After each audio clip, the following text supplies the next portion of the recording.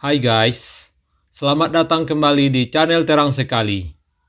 Batam bisa dibilang pulau kecil yang begitu populer di Indonesia, karena letaknya yang begitu strategis yaitu di pinggir jalur perdagangan dunia Selat Malaka, dekat dengan Singapura dan Malaysia. Batam juga punya privilege tersendiri dibanding kota-kota lainnya di Indonesia. Bahkan ada yang bilang kalau Batam ini luar negerinya Indonesia. Gambaran orang-orang tentang Pulau Batam kadang tak sesuai realita. Orang-orang ini biasanya mendapatkan info hanya dari cerita orang ke orang, dari mulut ke mulut, tak ubahnya bagaikan mitos. Apa sajakah mitos orang tentang Batam? Berikut ini adalah beberapa di antaranya.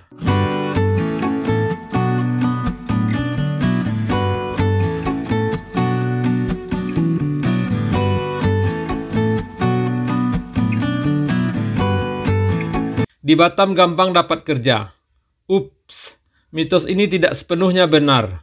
Memang di Batam banyak tersedia kesempatan kerja, karena di sini memang banyak terdapat perusahaan-perusahaan swasta, baik lokal maupun asing. Orang Batam menyebutnya PT. Banyak PT,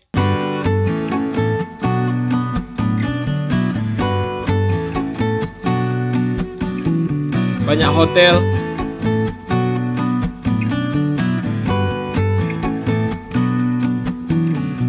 galangan kapal, proyek-proyek bangunan, dan lain-lain yang secara logikanya tentunya perusahaan-perusahaan itu pasti butuh banyak pekerja untuk menjalankan usahanya. Kenyataannya juga, ada banyak lowongan yang ditawarkan di situs-situs info loker online lokal. Setiap Sabtu, satu halaman koran lokal khusus memuat info lowongan kerja. Anehnya, tidak mudah untuk mendapatkan pekerjaan di Pulau Kalajengking ini. Ini beneran loh. Apalagi yang tidak punya keahlian khusus dan orang dalam. Banyak orang yang menganggur berbulan-bulan. Banyak pula yang tidak tahan dan akhirnya pulang kampung. Mitos yang lebih edan lagi adalah jika pernah minum air Batam, maka akan kembali lagi ke Batam. Apa sih istimewanya air Batam? Air minum Batam itu adalah air hujan yang ditampung di waduk-waduk buatan di sekitar Batam yang kemudian dialirkan perusahaan air minum ke rumah-rumah penduduk. Kebanyakan penduduk Batam minum air galon yang dibeli dari depot-depot penjual air galon. Air itu tentunya berasal dari waduk-waduk itu. Apa sih istimewanya air hujan yang disaring filter-filter? Dimasak pun tidak.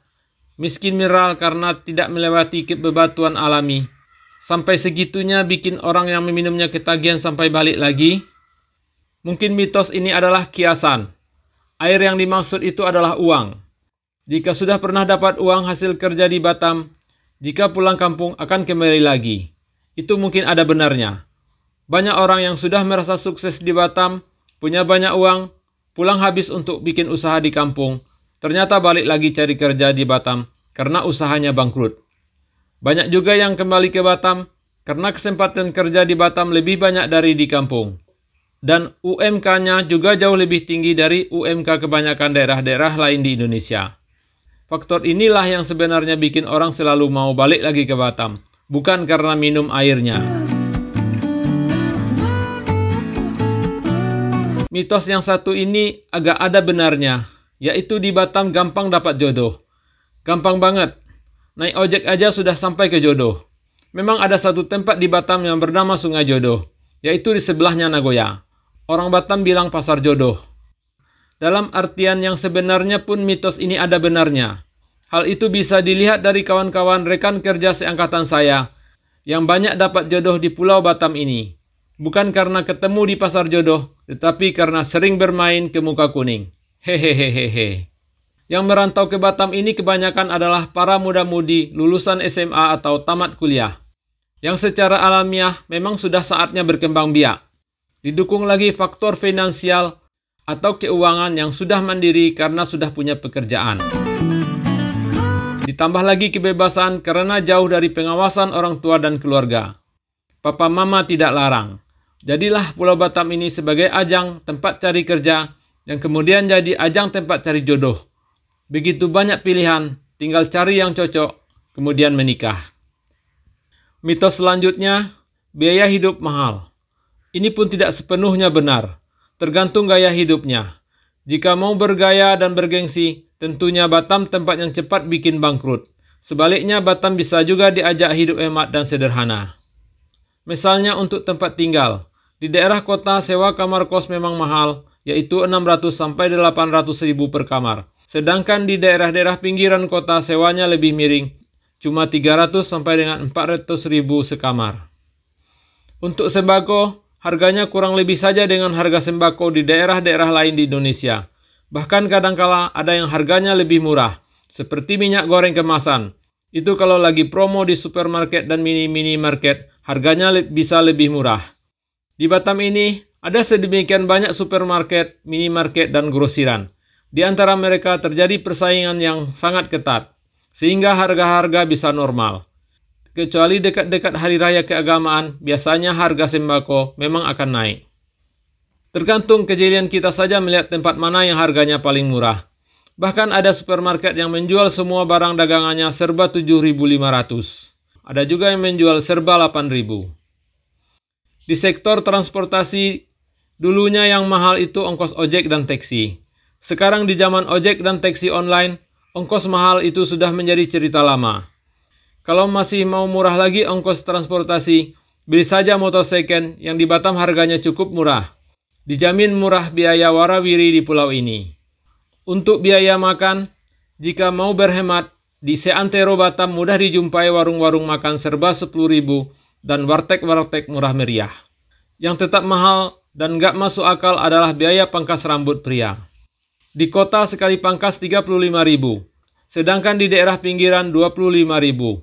Pangkas ini apanya yang bikin mahal ya?